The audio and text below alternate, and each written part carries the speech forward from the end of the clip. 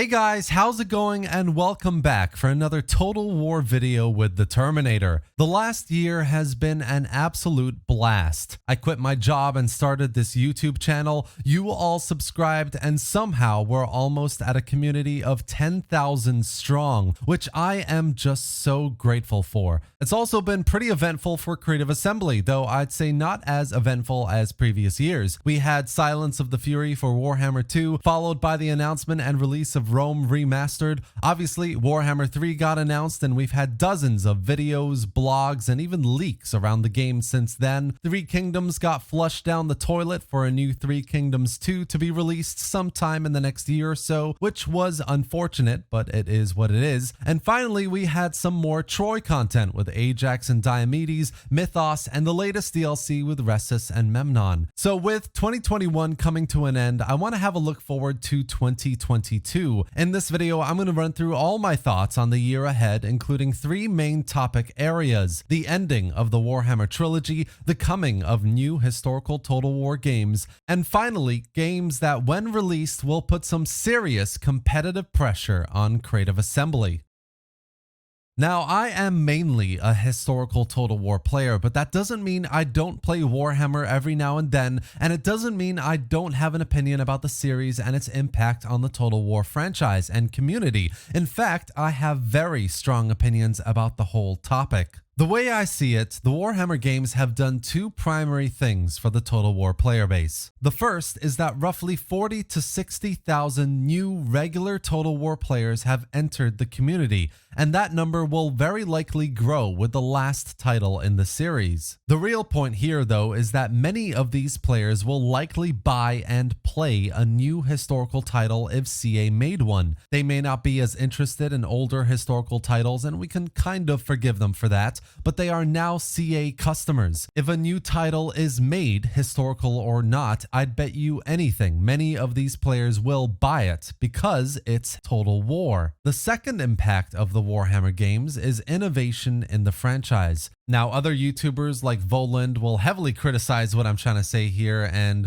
he in his own videos says that the games are backwards to what the older Total War games did for the franchise. But in my opinion, Creative Assembly pushed the envelope with the Warhammer games. Total War AI has never been smarter, graphics have never been more advanced, gameplay mechanics never so meaningful, and factions and units never so diverse. Say what you will about these games, from how arcadey they look and play to how uninterested you are in the lore, but as a Total War game, it's miles ahead in many aspects, and this is a great thing. It shows Creative Assembly are improving their games. Essentially, what I'm trying to say here is that there are a lot of new players in the community willing to buy a new historical title, and CA knows this. And future titles, historical or not, will benefit from the last few years, because whether it's the brilliant diplomacy system of Three Kingdoms, the unit and faction diversity of the Warhammers, or the fantastic visuals and resource system of Troy, many brilliant new mechanics, features, and gameplay experiences will be used to make the next historical title the best it can be,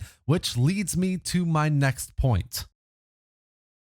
Warhammer 3 is coming in February 2022, and with it will end the Warhammer series. And what I mean by end is there won't be a Warhammer 4 and there won't be a Warhammer 40k. Futuristic Total War has never been done, and I don't believe it ever will be. And the nature of 40k warfare just doesn't lend itself to Total War gameplay. This means that barring CA somehow gets the rights to make a Lord of the Rings Total War or something similar, which would be amazing, around March to May 2022, we'll see the announcement of a new historical Total War. I am absolutely confident of that. It's the natural next step for the franchise. We've got a large audience who are interested, and the dust has settled from the failures of Rome 2, Attila, and Thrones of Britannia. CA need to do something after Warhammer 3, and that something is historical. We know that they've been hiring for a new unknown historical title. We know a new medieval title has been registered and has probably been in some form of development for the last few years. We know a new historical team exists, separate to the Three Kingdoms team, who are working on 3K2, and with Warhammer 3 coming to an end, all of this can only point to a new title being in development. As I covered in my CAR hiring video last week, whether that game is announced in March or perhaps a Medieval 2 Remastered or Three Kingdoms 2 is up in the air, but if we think of CA as a business, they've probably been thinking about the future of Total War after Warhammer 3 for some time now, and I'm betting the answer for now at least is new historical games. Warhammer's coming to an end for us is indeed a new hope. There's one final reason why I think CA will make a new historical title, and why I think 2022 will be the year for that to happen, and that is competition. Knights of Honor 2 has been in development for a long while now, but they still do dev diaries and live developer interviews, and everything about the game points towards a Total War type grand strategy experience, a true competitor to Creative Assembly. Alongside Knights of Honor 2 as well, we have Manor Lords, and while it is being developed independently, which means it will take longer than other games to be released, it has all the signs of a brilliant historical strategy game that can very much put a dent into CA's historical player base. If both of these games are released in 2022 or even early 2023, I think CA will be in trouble. They already have a hard time competing with the likes of Paradox, but games like these would definitely steal a chunk of the current historical Total War players, possibly for good, because these players are looking for new historical strategy gameplay, and these games provide where CA does not. For me, this is another primary reason why I think CA is making a new historical title.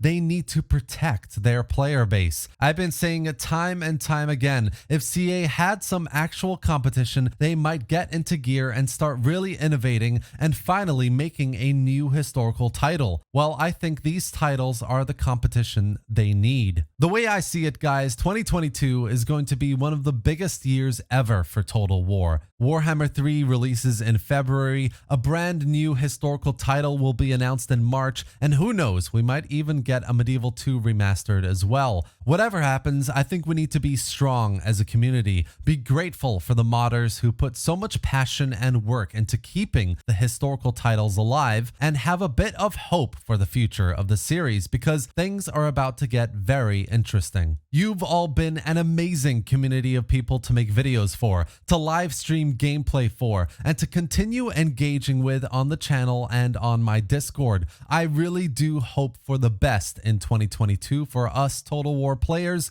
We deserve it, and I really do hope you, dear viewer, have an amazing year as well. That's it for today, guys. I hope you've enjoyed the video today. If you have, give it a like and let me know your thoughts or questions in the comment section below. I would love to hear what you think about everything I've discussed here today. Don't forget to subscribe for more Total War content, gameplay, and news. And thanks for watching, guys. I'll see you next time.